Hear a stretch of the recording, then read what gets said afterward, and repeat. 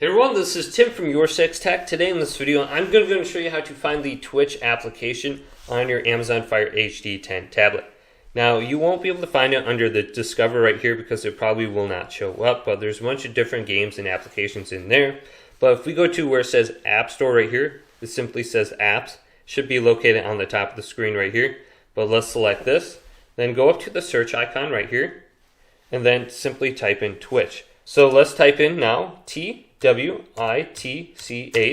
Here's Twitch right here. Let's download this to our Fire HD 10 tablet, and it should go relatively quick. It's a small application, and then we can open it up. So there's only one application on here called Twitch, and this one's from Twitch Interactive. So just get this one right here.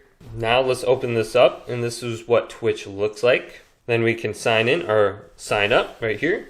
Then enter in your username and password. And when you go back to the home screen, you should find it under here so I can see Twitch. You may have to scroll on down to find it.